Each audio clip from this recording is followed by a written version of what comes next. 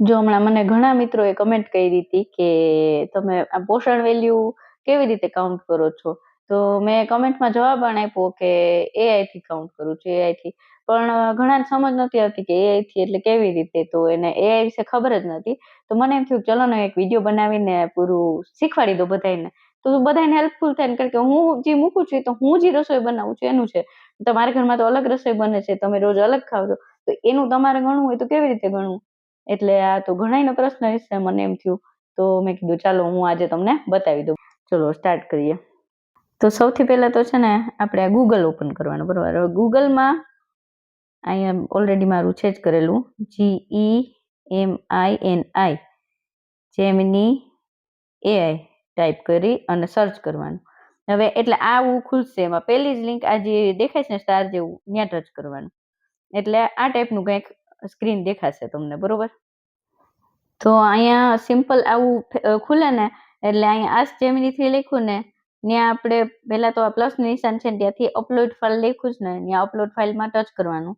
એટલે આપણે ફોટો કે વિડીયો જે કંઈ મૂકવું છે ને એ ગેલેરીમાંથી આવશે. એટલે અહીંયાથી આપણો પેલો જે પાડેલો ફોટો હશે ને પેલો જ આવશે. તો એ આપણે ટચ કરવાનું. એટલે આવી ગયું અહીંયા. એટલે અહીંયા લખવાનું આ વાનગીમાં શું શું છે, આપણે બનાવ્યું છે એટલે આપણે ખબર છે આમાં હું નાખ્યું. એટલે એમાં લખવાનું, જો આમાં દહીંનો એક વાટકો છે, બરોબર. એટલે દહીં ગુજરાતીમાં જ લખવાનું તમારે. તમને ના આવડે ઇંગ્લિશ તો કાંઈ જરૂરત નથી, હિન્દી ના આવડે તો જરૂર નથી, બરોબર છે.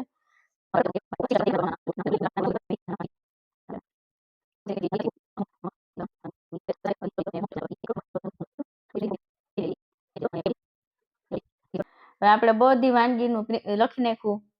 એટલે અહીંયા લખવાનું હવે પાછું કે આ થાળીનું પોષણ મૂલ્ય વિટામિન્સ અને મિનરલ સાથે જણાવો. વિટામિન્સ, મિનરલ તમે જે કંઈ જોતું હોય, બરોબર.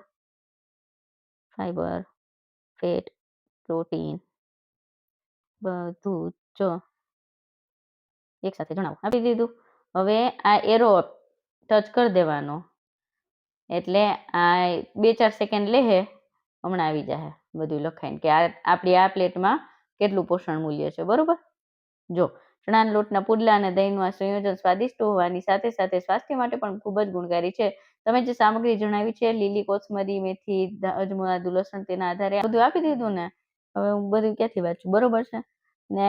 આનું બધું આપી દીધું. આનું આપણી વેલ્યુ કેટલી છે એ પાછું જાણવું છે કે ભાઈ આમાંથી હું કેટલી માત્રામાં મળે. તો પાછું અહીં કહેવાનું કે જો હમણાં અહીં આપી દેશે. એટલે હું કેટલી માત્રામાં મળે છે. અને હું ભૂલી ગઈ, મેં પુડલામાં પનીર નાખ્યું હતું આજે. તો ઓલા કોષ્ટકમાં લખ્યું, તમે જોઈ લેજો. જો આપી દીધું ને. કેલરી આટલી છે, 280 થી 320 જેટલી. પ્રોટીન 14 થી 16 ગ્રામ છે. કાર્બોહાઈડ્રેટ 35 થી 40, 8 થી 10 ગ્રામ ફાઈબર ને ફેટ છે 8 થી 10 ગ્રામ. ને આ થાળીમાં નીચેના તત્વોનું વધુ માત્રા મળી છે. આ ટોટલ બધું ડિટેલમાં આપશે તમને, સમજાણું. એટલે જેને કોઈ ના આવડતું હોય ને એને કહી દેવાનું. આ ફોટો બતાવ્યો એટલે એને સમજાય કે ભાઈ આની સાઈઝ શું છે, કેમ છે, એ અંદાજે એ પ્રમાણે જ બતાવે એમ. એટલે AI ટેકનોલોજી સાથે રહેવાનું, ઓકે. કારણ કે નહીતર તો આ નેક્સ્ટ જનરેશન આગળ નીકળી જાય ને આપણે બધા પાછળ રહી જાય. એટલે આપણે બધાની હારે શીખતું રહેવાનું એમ. એટલે હું તો મારા બધા પોષણ તત્વો આવી રીતે કાઉન્ટ કરું. તો મિત્રો સમજાઈ ગયું કે કેવી રીતે હવે આપણે જેમિનાઈનો ઉપયોગ કર્યો. હવે આવી રીતે તમે જેમિનાઈનો ઉપયોગ કર્યો એની બદલે તમે ChatGPT નો ઉપયોગ કરી શકો. કોઈ પણ AI મોડેલનો ઉપયોગ કરી શકો. અને હું ક્યારેક જેમિનાઈમાં કરું, ક્યારેક ChatGPT માં કરું. બેનું રિઝલ્ટ સારું જ છે. તો તમને થોડુંક શીખવા મળ્યું હોય તો લાઈક, શેર, સબસ્ક્રાઈબ કરજો. અને કઈ વેલ્યુ લાગતી હોય તો સપોર્ટ કરજો. અને બીજું તો આજે મારે એ કેવું હતું કે આજે છે ને મેં પહેલી વાર સોયા વડી ટ્રાય કરી. જો પેકેટ લઈને આવી, આ રહ્યું એનું પેકેટ, બરોબર છે. સ્ક્રીન મિરરિંગમાં ઉધું દેખાય અને આવી હોય સોયા વડી. તમે લોકોએ તો જોઈ છે, મને નથી ખબર. મેં તો પહેલી વાર જોઈ, પહેલી વાર પેકેટ લઈને બધા એમ કે ને પ્રોટીન માટે બહુ સારી, બહુ સારી. મેં વળી ટ્રાય કરી. હું કેવાય ગાજરિયા પ્રવાહની જેમ સંભળાઈશ ને, ખગડેશ ને. ઓમ હારી છે, પણ હવે મને ખબર નહીં બનાવતા હરખી નથી આવડતી કે હું. તો તમે એ છે ને આને ગરમ પાણીમાં એકદમ ઉકાળી લેવાની 8-10 મિનિટ, 10-12 મિનિટ. પછી એને પાણીને કાઢી અને ઠંડા પાણીમાં નાખવાની. ને પછી થોડીક વાર રહેવા દેવાની. પછી એકદમ દબાવીને આની અંદરનું બધું પાણી કાઢી નાખવાનું. આમાં કોઈ સ્વાદ ના હોય, એટલે આપણે જે મસાલામાં નાખીને એનો સ્વાદ આ એબ્ઝોર્બ કરી લઈએ એમ. તો હવે મેં તો આજે છે ને દૂધી દાળનું શાક કર્યું હતું. હવે અમારા ઘરમાં તો કોઈ આ સોયાવડી ખાધી નથી, તો મેં વળી આજે કીધું હાલો હું ખાવ. આ મેં વળી મોટો પણ આમ તો નાખી દીધી એમ તો આમ 7-8 હો. તે આ 7-8 પછી ફૂલી જાય તે આ ખૂટે અને ભાઈવી નહીં મને તો બોલો. મેં કીધું આને શાકમાં નાખી દઉં તો શાકનો સ્વાદ આવી જાય. આમ બધું વાતચીત જોયું હતું, બધા વિડીયો જોઈએ હતા ને એમાંથી મેં વળી કીધું હાલો કરી. એ વળી નાખીને શાકમાં, તો શાક તો દૂધી દાળનું શાક તો એમ ઓલું હોય ને એમાં આ નાખી એટલે મને તો માંસના ટુકડા કેમ હોય છી એવું લાગતું હતું ઘડીક તો. પણ તોય મેં થોડી ખાધી, અડધું ફેંકી દીધું, અડધું ખવાનું. 1.5 રોટલીમાં તો કેટલું ખવાય. 32 બાર ફોર્મ્યુલાને કારણે હું જાજુ ખાઈ નથી શકતી, બરોબર. તો મેં પછી છે ને જેમ તેમ કરીને ખાધી કરી.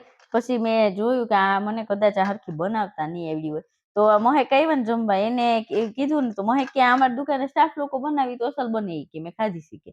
તો મેં કીધું તમારે એમ પાસે શીખવી જોઈએ. તો મેં કીધું હવે કાંઈ નહીં, આ તો હજી નવું છે ને, આપણને બહુ આવડે નહીં. તો હવે છે ને હું વ્યવસ્થિત શીખીશ ને કંઈક સારું બનશે ને તેથી તમારે શેર કરીશ અને કહીશ કે ભાઈ સોયાવડી આમ ખવાય. બાકી અત્યારે તો મને આવડતું નથી. તમને કોઈને આવડતું હોય ને તો કમેન્ટમાં લખીને મોકલજો આવી રીતે બનાવો બેન એમ. બાકી મને તો ખરેખર આ ભાવ્યું તો નહીં. હવે મને બનાવતા નથી આવડતું કે કોણ જાણે. હવે મેં તો પહેલી વાર આ અખતરું કર્યો. બાકી ખાવી તો છે, કારણ કે પ્રોટીન આમાં જ ગંદનું. વેજીટેરિયન લોકોને પ્રોટીન આપણને સોયાવડી જેટલું કેમાંથી ના હોય. એટલે સોયાબીનની વડી જે છે ને એ કયો કે સોયા ચંક્સ કયો, એ જી કયો, એ બધું એક જ છે. એ આ જ હોય. ગમે એ પ્રોડક્ટ તમે લ્યો ને પેકેટમાં જુદા જુદા નામ પોસ્ટના મેં કોષ્ટકમાં લખ્યું હતું એ પ્રમાણે આજે સવારે જીરાવાળું પાણી રાતે પલાળેલું જીરું હતું ઉકાળી પીધું. હેતું કરીને માંડવીના દાણા પણ ખાધા હતા 12-15 જેટલા.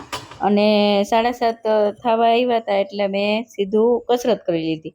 કસરત કરવા માટે મેં જે લિંક મૂકી છે એ છેલ્લે બુધવારના બ્લોગમાં મૂકી છે. ડે 29 વાળા બ્લોગમાં મૂકી છે ડિસ્ક્રિપ્શન બોક્સમાં, બરોબર છે. હવે તમે જોઈ લેજો. સવારે બધાને નાસ્તાનું નિપટાવ્યું એટલે મેં કીધું દૂધને મેળવતી હતી તો પનીર બનાવી લઉં મેં કીધું. તો મારું નાસ્તો બનાવ્યું નહીં, પહેલાં મેં આ પનીર બનાવ્યું હતું. ને પનીર મને યાદ આવ્યું કે મારે વજન કાંટો પડ્યો છે નાનો વાળો કિચનનો, તો હાલ વજન તો કરું કેટલું છે પનીર. તો આ પનીર લગભગ 120 ગ્રામ જેટલું થયું. તો હવે મારે 2 દિવસ હાલશે. પછી નાસ્તાનું જ મેં તમને બતાવી દીધું હતું. હવે 11:30 જેવું થયું ને એટલે મસૂરની દાળ પી લીધી રોજની જેમ મેં બાફેલી, અને દોંઢે એક એપલ ખાધું હતું. મારી યુટ્યુબ ચેનલનું પેજ ખોલે ને એટલે એમાં અહીંયા નીચે જો home, video, short, live, playlist બધું લખેલું છે, બરોબર. એમાં પોસ્ટ ઉપર ટચ કરવાનું. પોસ્ટ ઉપર ટચ કરશો ને એટલે આ બધું ખુલશે અહીંયાથી લિસ્ટ આખું, મતલબ જે કે ફોટા ને મૂકાય છે ને બધું, બરોબર. તેમાં હવે મેં મહિનો પૂરો થયો ને પછીથી ચાલુ કર્યું છે આ બધું મૂકવાનું. હું જે કાંઈ દિવસભરમાં ખાઉં ને એનો પોષણ મૂલ્ય ગણતરી કરીને, તો અહીંથી તમે જોઈ શકશો દરરોજ, બરોબર છે. આજે 13 માર્ચ 2026, ક્રોસમાર્કનું નિશાન, આજનો દિવસ પણ પૂરો. સંતોષથી રેડ ક્રોસ માર્ક. ચલો બસ આજના વિડીયોમાં તો આટલી માહિતી હતી મારે દેવાની. તમને ગમી હોય તો અપ્રિશિએટ કરજો અને એક લાઈક કરી દેજો. આ સુધી જોયું હોય તો લાઈક અને સબસ્ક્રાઈબ કરી દેજો, કારણ કે હું રોજ તમે જે કાંઈ પૂછશો ને કમેન્ટમાં બસ એનો જવાબ હું મારી રીતે આપવાની કોશિશ કરીશ. એટલે તમારે કંઈ પૂછવું હોય તો પૂછજો વેટ લોસ જર્ની બાબતે. અને બસ ફરી પાછા મળી આવતીકાલે રાત્રે 10 વાગે. ત્યાં સુધી ચમકતી ચાંદીને રજા આપો. જય શ્રી કૃષ્ણ. ધ્યાન રાખજો, પરિવારને બધાનું ધ્યાન રાખજો. Okay, bye. જય શ્રી કૃષ્ણ. Good night.